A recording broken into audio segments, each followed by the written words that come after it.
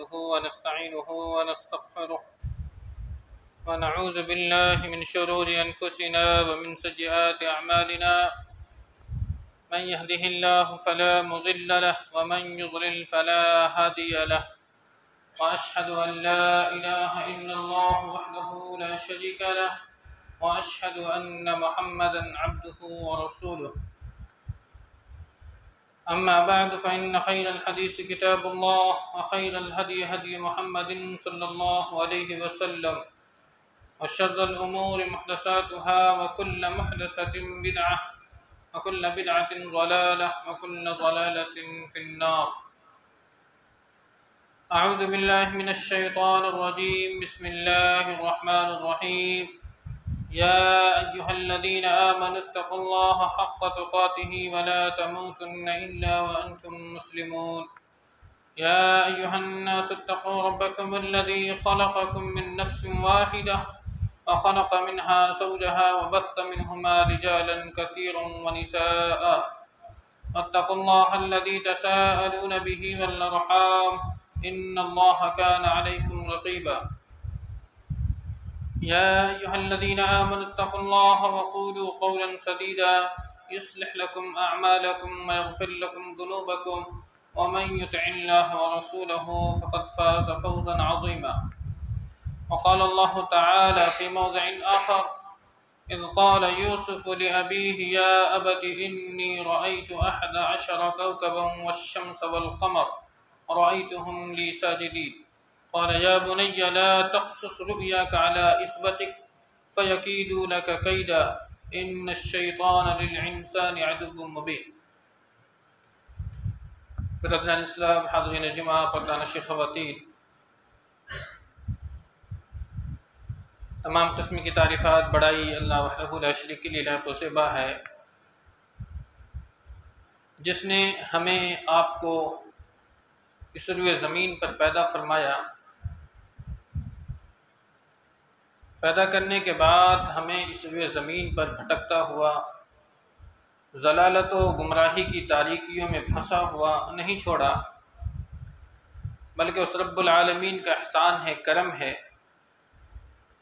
کہ اس نے پیدا کرنے کے ساتھ ساتھ ہماری رشد و ہدایت کے لیے، ہماری رہنمائی کے لیے، ہمیں اہدنا الصراط المستقیم پر چلنے چلانے کے لیے بے شمار انبیاء کرام علیہم السلام کا تسلسل اس دار فانی میں جاری اور ساری فرمایا۔ خصوصاً لاکھوں کروڑوں درود و سلام ہوں اس ہستی اقدس و مقدس پر جن کا نام اس میں گرامی جناب محمد رسول اللہ صلی اللہ علیہ وسلم ہے، جن کے ذریعہ اللہ رب العالمین نے ہماری آپ کی تمام اہل کائنات کی رشد و ہدایت کا بندوبست فرمایا۔ محترم سامعین، خطبہ مسنونہ کے بعد سورۃ یوسف کی 2 آیت کریمہ آپ کے درمیان پڑھی، اس سے اندازہ آپ کو ہو گیا ہوگا کہ آج کے اس خطبہ جمعہ میں انشاءاللہ قصہ یوسف بیان کرنے کا ارادہ ہے۔ حضرت یوسف علیہ السلام کے قصے میں معاشرتی زندگی کے بہت سارے ایسے پہلو ہیں جن کی طرف ہمیں رہنمائی ملتی ہے، اور قصہ یوسف سے ہمیں درس اور عبرت کا ایک موقع فراہم ہوتا ہے۔ اس قصہ میں جہاں ایک باپ کے لیے نصیحت ہے، وہیں ایک بیٹا کے لیے بھی نصیحت ہے، جہاں ایک بیوی کے لیے نصیحت ہے، وہیں ایک شوہر کے لیے نصیحت ہے، اور ساتھ ہی ایک بھائی کے لیے نصیحت ہے، ایک غلام کے لیے نصیحت ہے، ایک آقا کے لیے نصیحت ہے۔ یعنی کہ معاشرتی زندگی کے کئی ایسے گوشے ہیں جس گوشے کی طرف قصہ یوسف رہنمائی کرتی ہے۔ حضرت یوسف علیہ السلام کی عمر تقریباً 8 سال کی رہی ہوگی جب حضرت یوسف علیہ السلام نے ایک خواب دیکھا اور اس خواب کا ذکر اپنے باپ حضرت یعقوب علیہ السلام سے کیا۔ اذ قال یوسف لأبیہ یا ابت انی رأیت 11 کوکبا، آپ نے فرمایا کہ اے میرے والد محترم، میں نے دیکھا خواب میں کہ 11 ستارے، سورج اور چاند میرے لیے سجدہ کر رہے ہیں۔ باپ چونکہ ایک نبی خواب کو سمجھا اور کہا کہ اے میرے بیٹے، جو خواب تم نے دیکھا ہے یہ اپنے باپ کے پاس بیان کیا، کہیں اور بیان مت کرنا۔ لا تقصص رؤیاک علی اخوتک، اپنے بھائیوں کے درمیان اپنے خواب کا ذکر نہ کرنا۔ ان الشیطان للانسان عدو مبین، شیطان انسان کا کیا ہے؟ کھلا ہوا دشمن ہے۔ یہاں حضرت یعقوب علیہ السلام نے بھائی کی دشمنی کی طرف آپ کو نہیں بتایا، بلکہ یہ کہا کہ اگر تم اپنے خواب کا ذکر اپنے بھائی سے کرو گے تو شیطان کھلا ہوا دشمن ہے۔ شیطان تمہارے لیے وہ تمام تر راستے جو آگے کھلنے والے ہیں یہیں بند کرانے کی کوشش ابھی سے کرنے لگ جائے گا۔ معلوم یہ ہوا کہ اپنے بیٹے کے تعلق سے ایک دوسرے بیٹے کے درمیان برائی نہیں کرنی چاہیے۔ اخوتی کا فیقیدوا لک کیدا، حضرت یعقوب ایک نبی ہے، ایک متجرب انسان، نبیوں کا سلسلہ جن کے خاندان میں ہے، باپ نبی، دادا نبی، آپ نے فرمایا اپنے بھائیوں کے درمیان مت کرنا۔ ان الشیطان للانسان عدو مبین۔ حضرت یوسف علیہ السلام کے واقعہ کی ابتدا کہاں سے ہوتی ہے؟ حسد سے ہوتی ہے۔ حسد یہ ایک ایسی شے ہے جو برائیوں کی جڑ ہوتی ہے۔ علامہ امام ابن تیمیہ رحمۃ اللہ علیہ فرماتے ہیں کہ برائیاں 3 چیزوں کی بنیاد پر پنپتی ہیں۔ اس میں آپ نے فرمایا پہلی شے حسد، دوسری شے کبر، اور تیسری شے حرص، لالچ۔ یہ 3 ایسی شے ہے جو برائیوں کی بنیاد ہے، جڑ ہے، اور ایک دوسرے کے درمیان عداوت، دشمنی، یہ انہی 3 چیزوں کی بنیاد پر آگے چلتی ہے۔ اللہ رب العالمین نے کسی کو مال دیا، انسان حسد کی آگ میں جلنے لگتا ہے کہ اللہ نے اسے مال دیا مجھے نہیں دیا، تمنا کرنے لگ جاتا ہے کہ اللہ اس کے مال کو تلف کر دے، مال کو تلف کر دے، وہ مال جو اس نے عطا کیا ہے چھین لے۔ یہ حسد انسان کو اندر ہی اندر کھا جاتی ہے۔ اس کے بالمقابل غبطہ، اردو میں جسے رشک کرنا کہتے ہیں، یہ جائز ہے۔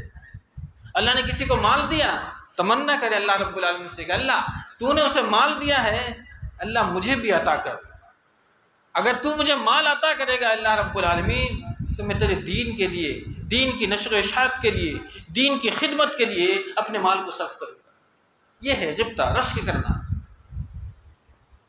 اسی طریقہ سے علم کا معاملہ ہے۔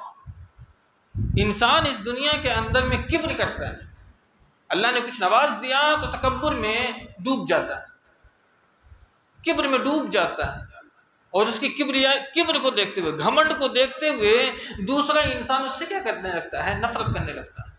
دیکھ رہے ہیں دشمنی کی بنیاد جس کی طرف امام ابن تیمیہ نے رہنمائی فرمائی ہے، کبر، اور کبر اللہ رب العالمین کو ہرگز پسند نہیں ہے۔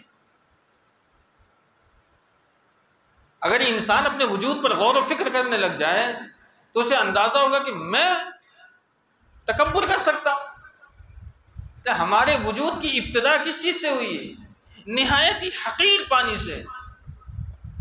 اپنے وجود پر اگر انسان غور و فکر کرنے لگ جائے تو پھر اس کی زندگی میں تکبر ختم ہو جائے گا، اور لالچ نہیں کرنی چاہیے۔ اللہ جو دے اس پر خوش ہو جائیے، اللہ کی رضا پر، اللہ کی تقدیر پر انسان کو بھروسہ کرتے رہنا چاہیے۔ ابتدا جو ہوئی واقعہ یوسف کی علیہ السلام، اذ قال لیوسف واخوہ احب الی ابینا منا ونحن عصبہ.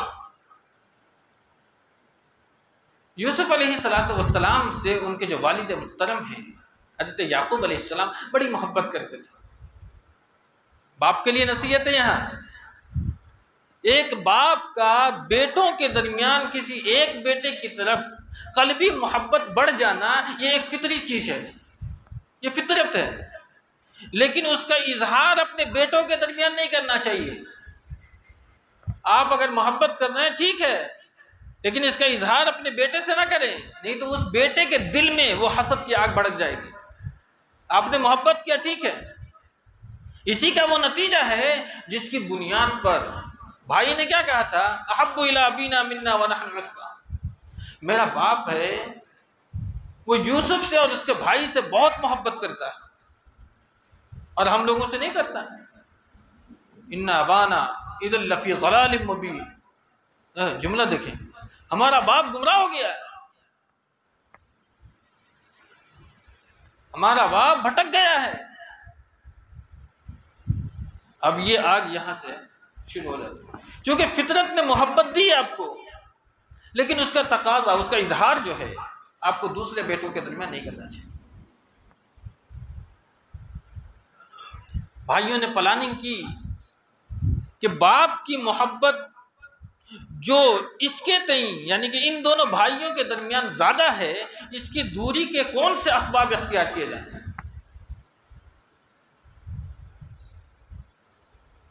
تو بھائیوں نے پلاننگ کی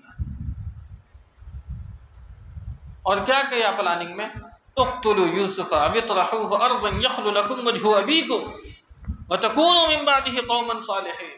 دیکھ رہے ہیں کہاں تک نتیجہ پہنچا رہا ہے اس کو. اقتلوا یوسف، قتل کر دو یوسف کو، مار دو، یا ایک ایسی جگہ دور دراز پھینک دو جہاں سے اس کا لوٹنا ناممکن ہو جائے. او اطرحوه ارضا یخل وجہ ابیکم. اور شیطان دیکھیے آگے دلاسا بھی دیتا ہے، وَتَكُونُ مِن بَعْدِهِ قَوْمًا صَالِحِينَ. بعد میں توبہ اور استغفار کر لینا، بعد میں کر لینا توبہ اور استغفار، نیک صالح بن جانا. آج بہت سارے افراد ایسے ہیں جو گناہ کرتے ہیں اور کہتے ہیں ہم توبہ کر لیں گے.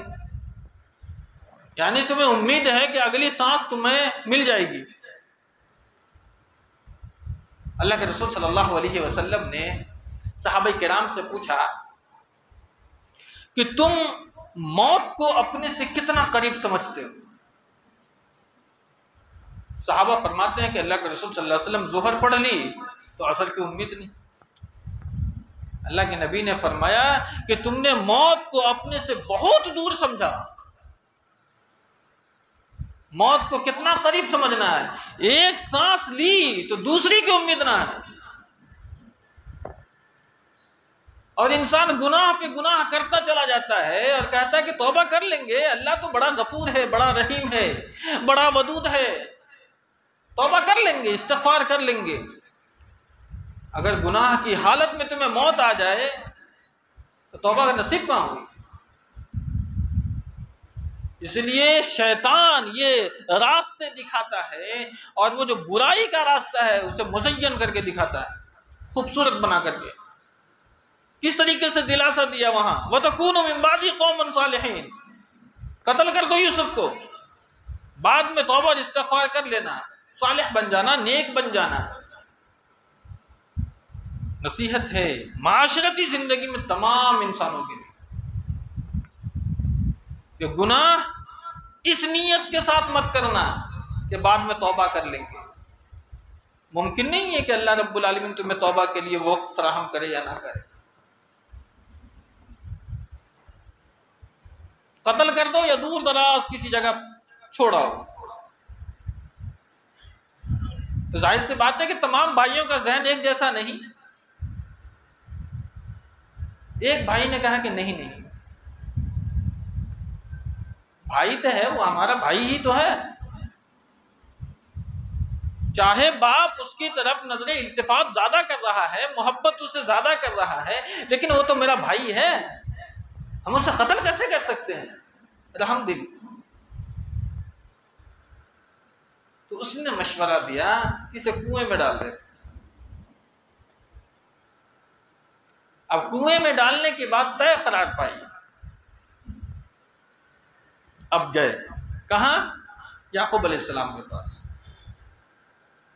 کس طریقے سے پینترا بدلتا ہے، یہ دیکھیے شیطان کیسے وہ راستہ اس کے لیے آسان فرماتا ہے، اور مکار اور فریب سیکھیے، یہ دیکھیے کیسی مکاری کرتا ہے جا کر کے حضرت یعقوب کے پاس۔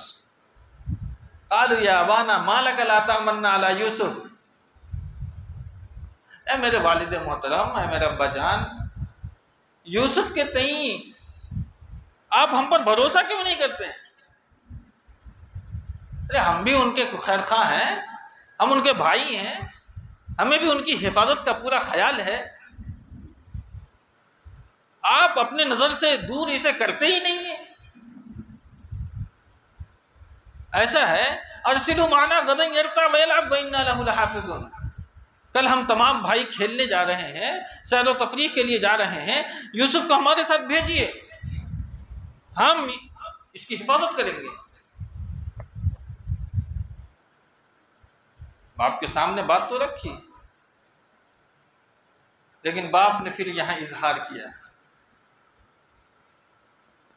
اخوہ احب الی ابینا، کہ یوسف علیہ السلام سے میں بہت زیادہ محبت کرتا ہوں، مجھے کہیں ڈر ہے کہ کہیں تم کھیلنے میں مصروف ہو جاؤ اور بھیڑیا آ کر کے کھا لے۔ ایک راستہ بتا دیا،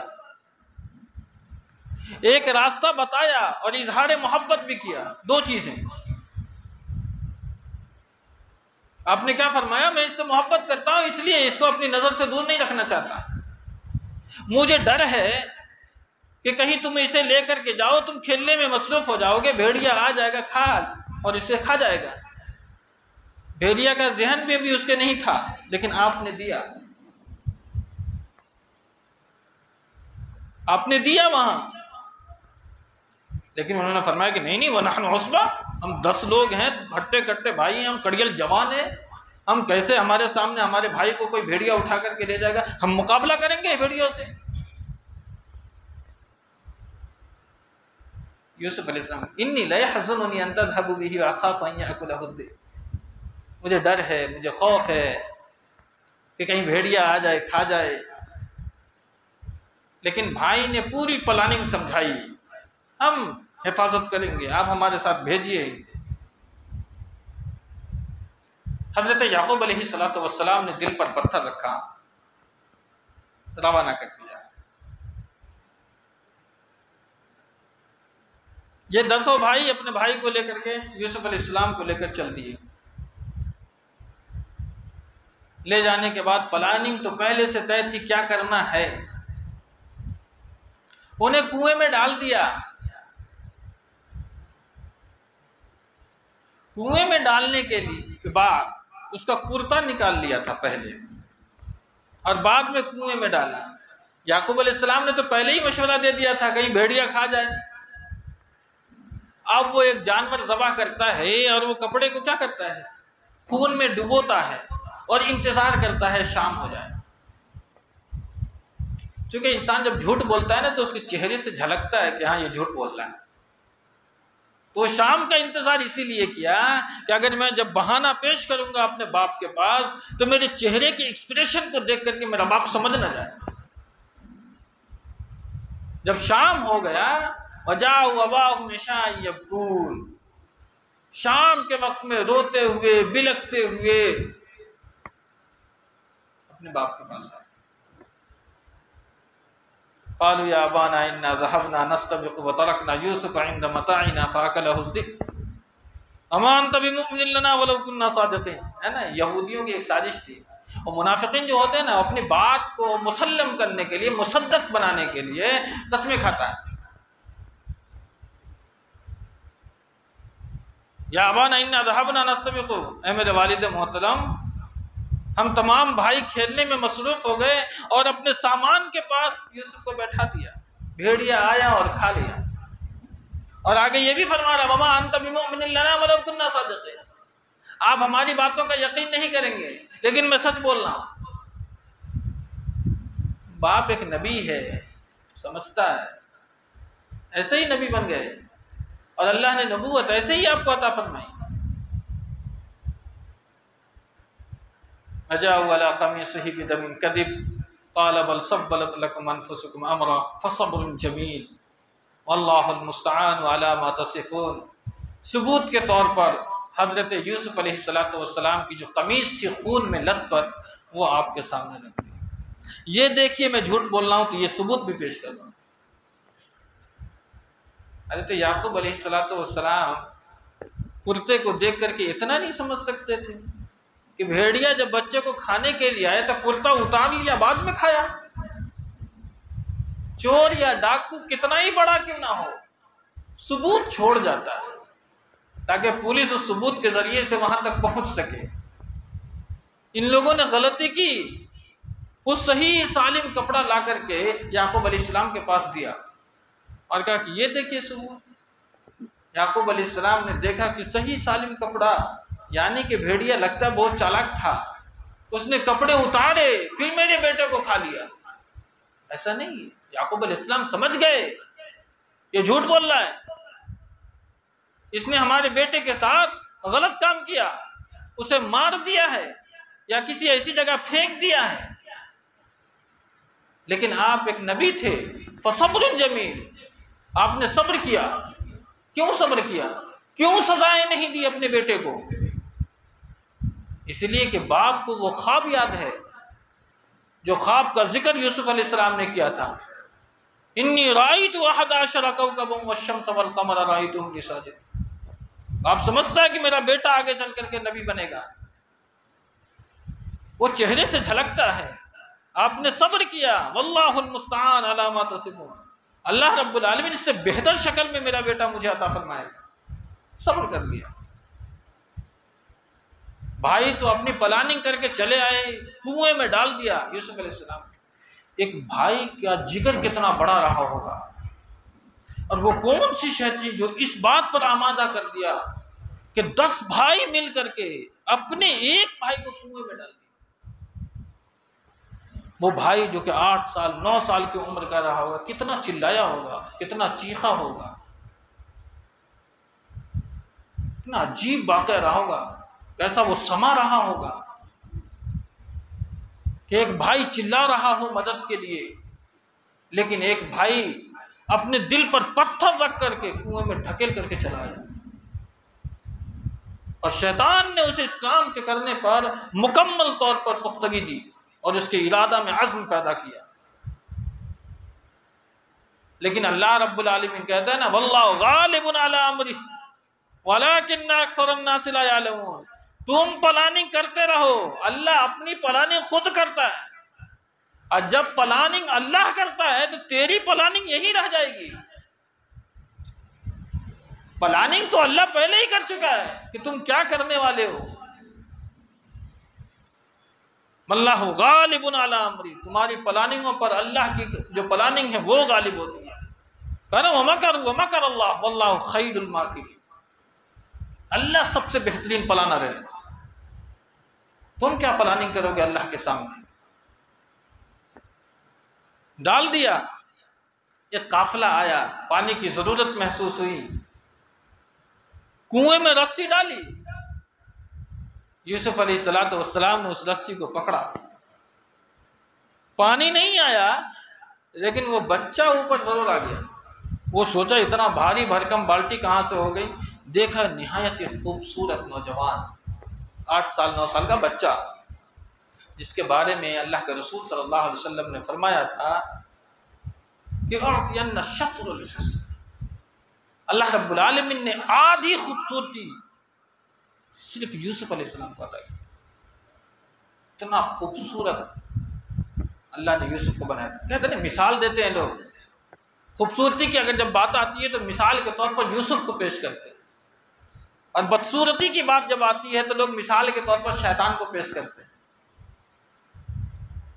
اس کے تعلق سے ایک واقعہ ہے. ایک شاعر تھا جاہز، میں کسی کی شکل پر طعنہ نہیں دے رہا. ایک شاعر ہے جاہز تھے،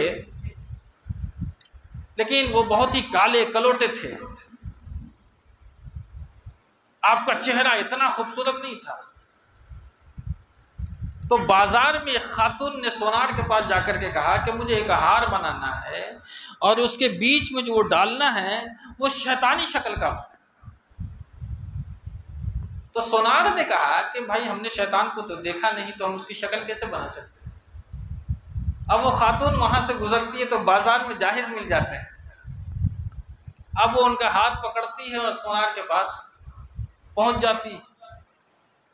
وہ بیچارے شاعر، انہیں کیا پتہ یہ کہاں لے کر کے جا رہی، وہ سونار کے پاس لے کر کے گئی اور کھڑا کر دیا اور سونار کو اشارہ کر دیا بالکل ایسا ہی بنا دینا ہے۔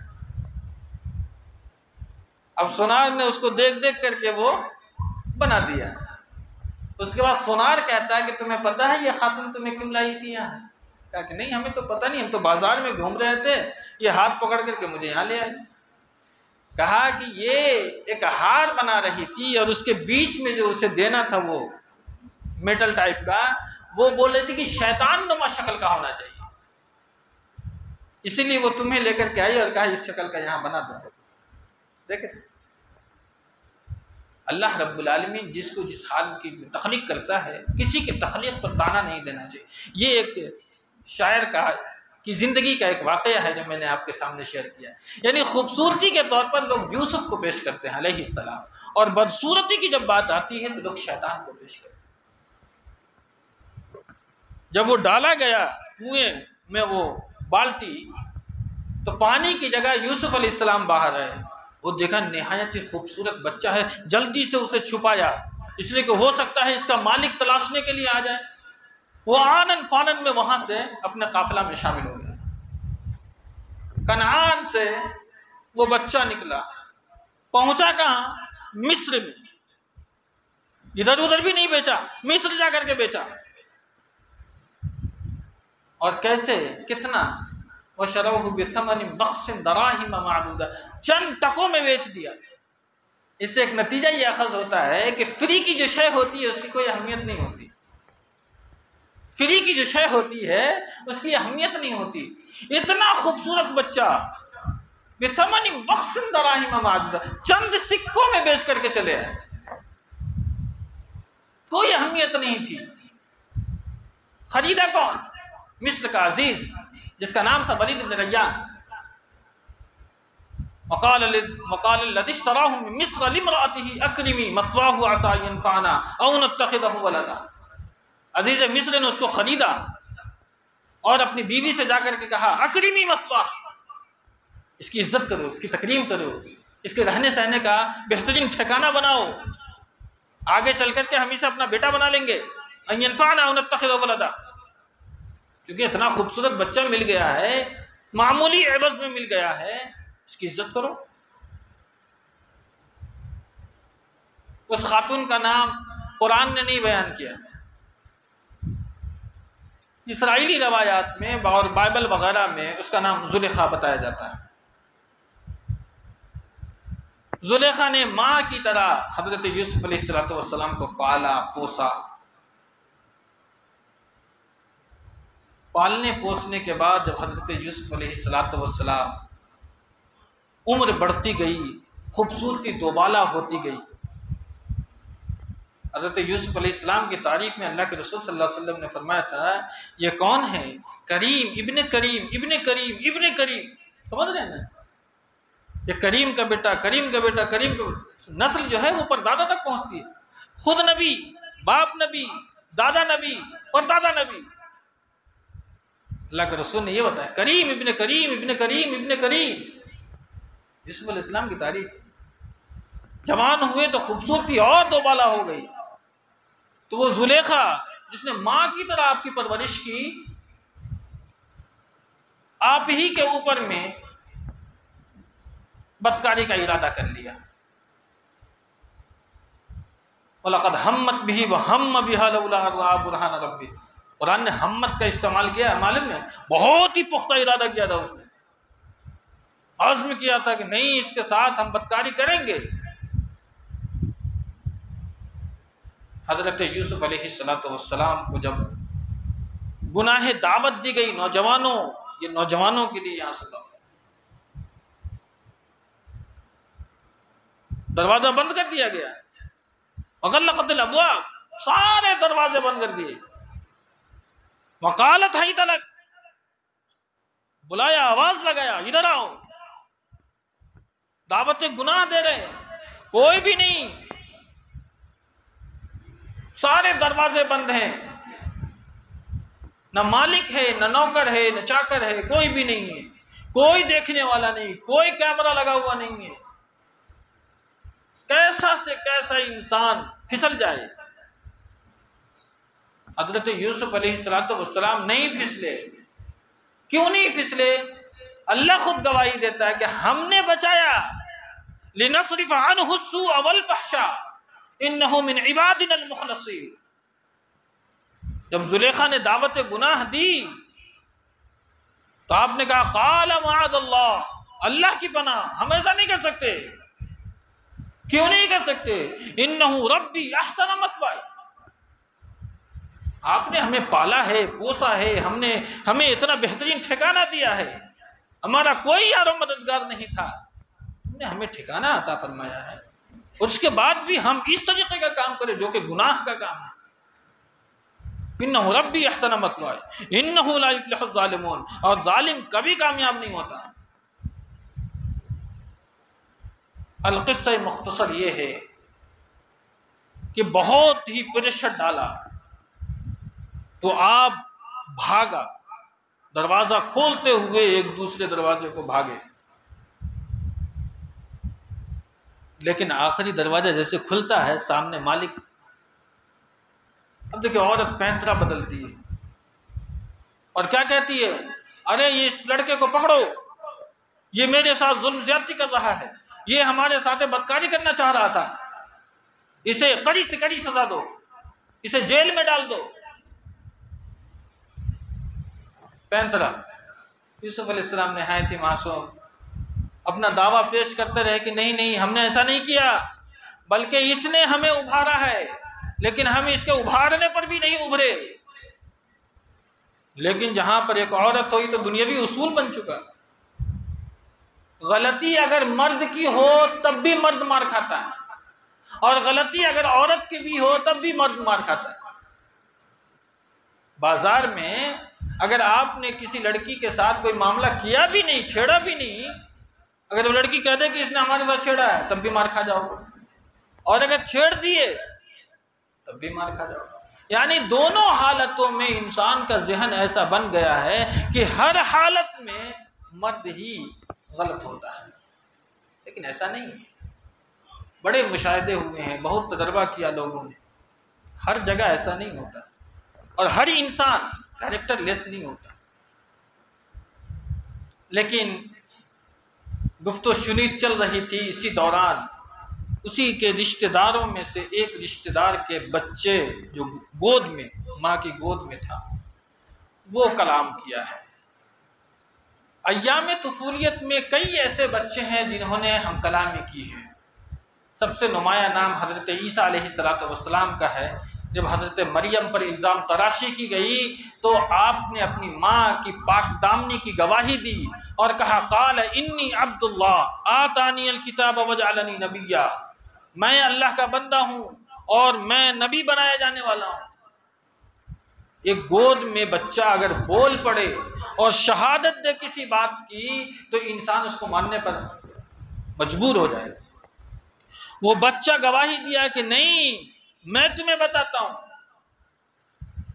واستبق الباب وقدت قمیصہ قد من قبل فصدقت وهو من الكاذبین.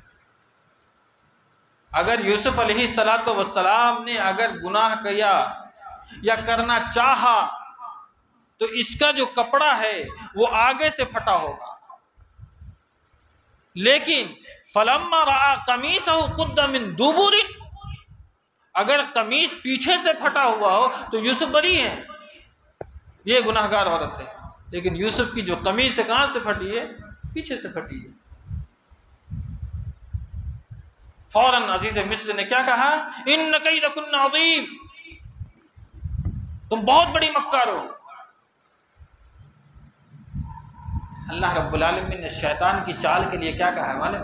ان کید الشیطان کان ضعیفا، شیطان کی جو چال ہوتی ہے بڑی کمزور ہوتی ہے، لیکن یہاں عزیز مصر کون سا لفظ استعمال کیا؟ کیدکن عظیم، تم بہت بڑی مکار ہو۔ اس کا مطلب ہے کہ شیطان سے بھی بڑھ کر چال عورتوں کی ہوتی ہے۔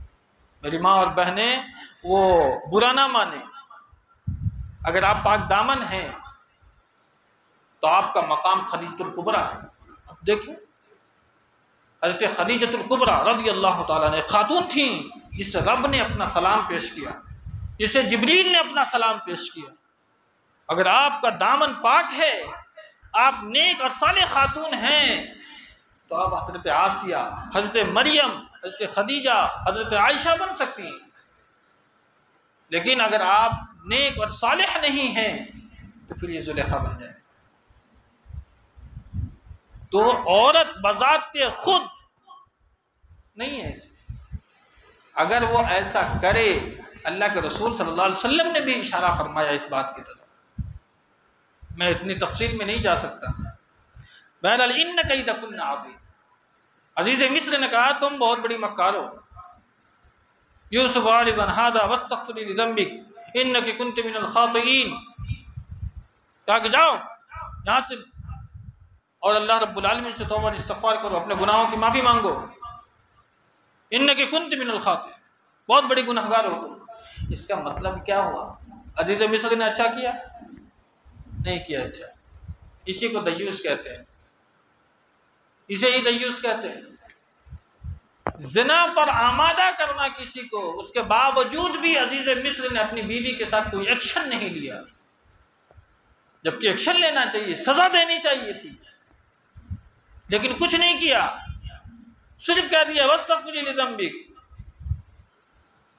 اللہ کے رسول صلی اللہ علیہ وسلم نے فرمایا کہ قیامت کے دن اللہ رب العالمین 3 شخص کی طرف نظر کرم سے نہیں دیکھے گا، نظر رحمت سے نہیں دیکھے گا، اس میں سے ایک دیوس بھی ہے، جو اپنے گھر میں وہ تمام برائیاں ہوتے ہوئے دیکھتا ہے۔ اپنی بہن، اپنی بیٹیاں، اپنی مائیں، اپنی بیویاں، وہ تمام شب برائیاں کرتی ہوئی پائی جاتی ہیں، لیکن ہمارے چہرے پر شکن نہیں پڑتی، تو گویا کہ ہم دیوس کی قسموں میں شامل ہو چکے ہیں۔ اللہ نے آپ کو قوام بنایا، نگہبان بنایا ہے، اس کی عفت، اس کی پاک دامنی کا پورا خیال رکھنا آپ کی ذمہ داری بنتی ہے۔ اسی طریقے سے نہیں چھوڑ دینا، اگر گناہ کرتے ہوئے دیکھو سزا دو تاکہ آئندہ وہ کوئی گناہ نہ کر سکے۔ یوسف اعرض عن ھذا واستغفری لذنبک انک کنت من الخاطئین۔ اب یہ بات یہاں ختم ہو گئی، لیکن کہا جاتا ہے عشق اور مشق چھپائے چھپتا نہیں ہے، پورے محلے میں شور و شغب ہو جاتا ہے، اور جو بھی بڑے بڑے خاندانوں کی عورتیں ہوتی ہیں ان تمام کے درمیان یہ باتیں پہنچ جاتی ہے کہ اے زلیخا، کیونکہ عزیز مصر کی بیوی ہے، اس نے اپنے غلام کے ساتھ عشق کرا۔ کتنی بڑی بات ہے، اسے کوئی اور نہیں ملا، غلام کی حیثیت تو وہ نہیں ہوتی نا، غلام کے ساتھ عشق کر رہی ہے، کتنی حقیر اور چھوٹی شے۔ یہ پورے معاشرے کے اندر میں یہ باتیں پھیل گئی۔ القصہ مختصر یہ ہے کہ پھر زلیخا نے ان تمام خواتین کو دسترخوان پر بلایا اور حضرت یوسف علیہ السلام کو یہ حکم دیا کہ جب وہ لوگ بیٹھ جائے دسترخوان پر اور سب کے ہاتھ میں ایک پھل اور چھری دے دی، جب یہ پھل کاٹنے کے در پہ ہو تو تم اس کے درمیان سے گزر جانا۔ جب وہ تمام دسترخوان پر بیٹھی تو حضرت یوسف گزر گئے۔ فَلَمَّا رَأَيْنَهُ أَكْبَرْنَهُ وَقَطَّعْنَ أَيْدِيَهُنَّ إِنَّ رَبِّي بِكَيْدِهِنَّ عَلِيمٌ۔ ان تمام عورتوں نے جب دیکھا حضرت یوسف کے جمال کو تو سیب کٹنے کے بجائے، یعنی کہ پھل کٹنے کے بجائے ہاتھ کاٹ لی، پتہ ہی نہیں چلا، اور بے ساختہ ان کی زبان سے کیا نکلا؟ إِنْ هَذَا إِلَّا مَلَكٌ كَرِيمٌ، یہ تو کوئی فرشتہ لگ رہا ہے، یہ کوئی انسان نہیں ہو سکے، اتنا خوبصورت تو کوئی فرشتہ ہی ہو سکتا ہے۔ اللہ رب العالمین سے دعا ہے کتاب و سنت پر عمل کی توفیق بخشے، کہنے سننے سے زیادہ عمل کرنے کی توفیق عطا فرمائے۔ اس کا اگلا حصہ انشاءاللہ اگلے جمعہ میں بیان کریں گے۔ آمین۔ وآخر دعوانا الحمدللہ۔